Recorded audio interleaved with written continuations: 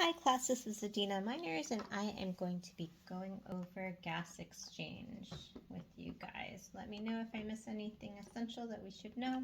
Seems fairly straightforward to me, but before we get into that, I just wanted to do a quick review of the heart so we know where that gas is going. So if you remember your heart, you're going to have your atrium and ventricle on your left side and your atrium and ventricle on your right side. Your atrium and ventricle on your right side is going to be deoxygenated, and your atrium and ventricle on your right side is going to be oxygenated.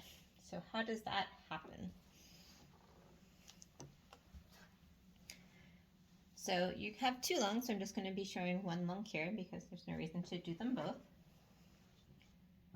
So your lungs are going to end into these little alveoli. Kind of look like grapevines. Yeah, kind of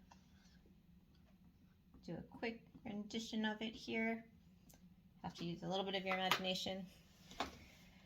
And within there, you're going to have low amounts of CO2 and high amounts of oxygen. Around those alveoli, around your lungs, surrounding, is you're going to see a bunch of capillaries that are coming down. Or should switch the colors here, but you guys can figure it out. So those capillaries are going to be really low oxygen and really low and really high CO2 because that oxygen has been used. So what's happening here is, just draw one capillary, you have O2 high and CO2 low.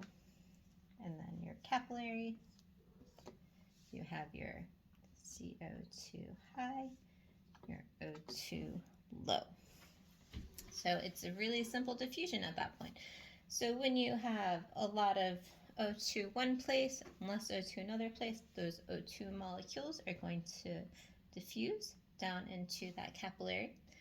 And the same thing, exact same thing is going to be happening to the CO2. CO2 is going to be diffusing up into that alveoli.